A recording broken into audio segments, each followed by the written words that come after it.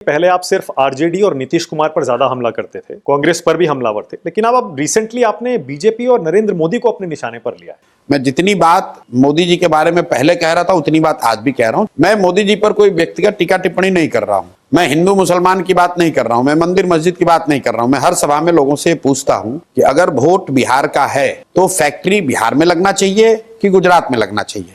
लोग बताते हैं कि नहीं भैया, वोट हम लोग का है तो फैक्ट्री तो यहां लगना चाहिए। और फिर मैं पूछता हूं, अच्छा भाई, सभा में जितने लोग बीजेपी को वोट दिए हो, ये बताओ कि 15 साल में मोदी जी ने फैक्ट्री कहां लगाया? बिहार में लगाया है ज्यादा फैक्ट्री कि गुजरात में? तो लोग खुद ही कहते हैं गुजरात में। तो मैं ये कह रहा हूं भाई, ये तो नहीं होना चाहिए कि आप वोट बिहार में लीजिएगा और फैक्ट्री गुजरात में लगाइएगा। मोदी जी आए मधुबनी में, मधुबनी के अपने भाषण में मोदी जी ने कहा कि सहरसा से एक नई वंदे भारत ट्रेन चलेगी जिससे श्रमिक परिवार के बच्चे सुविधाजनक तरीके से महाराष्ट्र और गुजरात जा पाएंगे वहां मजदूरी करने। अब पहला व्यक्ति प्रशांत किशोर है जिसने इसका विरोध किया है। हम कह रहे हैं कि हमें ऐसी ट्रेन नहीं चाहिए जिस ट्रेन पर बिहार के बच्चे मजदूर बनकर, जानवरों की तरह बैठकर महाराष्ट्र और गुजरात में नौकरी मजदूरी करने जाएं। हमें ऐसी ट्रेन नहीं चाहिए। ये इतना बड़ा बिहार के प्रति पूर्वाग्रह दिखाता है कि आप कह रहे हैं कि वंदे भारत ट्रेन चलेगी ताकि तुम्हारे बच्चे, बिहार के बच्चे बैठकर गुजरात में जाए मजदूरी करने के लिए। क्या मोदी जी ने कभी भी अपने भाषणों में किसी दूसरे राज्य में कि भाई गुजरात से एक नई वंदे भारत ट्रेन चलेगी जिससे गुजरात के श्रमिक परिवार महाराष्ट्र, तमिलनाडु जाएंगे मजदूरी करने? इसकी आप गंभीरता को समझिए। बिहार भारत में रहने वाले बड़े वर्ग के नजर में मजदूर का सप्लायर है, मजदूरों की फैक्ट्री है। और ये बात इतना लोगों के दिमाग में घर कर गई है कि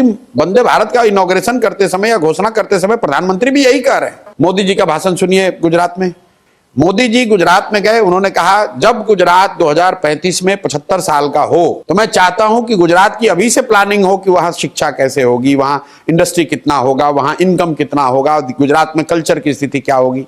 वही मोदी जी आए यहां बिहार में काराकाट में तो कहते हैं यादव सब मेरा परिवार है, कुर्मी मेरा परिवार है, तेली मेरा परिवार है, कलवार मेरा परिवार है, पासवान मुसहर मेरा परिवार है। अरे भाई, आप प्रधानमंत्री हैं, गुजरात में जाकर आप कह रहे हो कि 2035 में गुजरात कैसा दिखना चाहिए, और बिहार में आकर आप यादव, कुशवाहा, कोयरी, ब्राह्मण, भूमिहार की बात कर रहे हो। गुजरात जा रहे हो तो आप इन्वेस्टमेंट समिट की बात कर रहे हो, फैक्ट्रियों की बात कर रहे हो, गिफ्ट सिटी की बात कर रहे हो, धोलेरा सिटी बता रहे हो। अब बिहार आते हो तो कहते हो तुम लोग को 4 किलो अनाज दे रहे हैं। भाई 8 करोड़ गरीब परिवारों को अनाज मिल रहा है, इसकी गारंटी दे रहे हैं। आप मुझे बताइए कि क्या गुजरात में फ्री अनाज नहीं बट रहा है? 80 करोड़ लोगों को अनाज मिल रहा है ना, 5 किलो। बिहार में भी उसमें कुछ लोगों को मिल रहा है, लेकिन दूसरे राज्यों में तो आप ये नहीं कह रहे कि 4 किलो अनाज दे रहे हैं इसलिए वोट दो। तो बिहार में क्यों कहते हो भाई?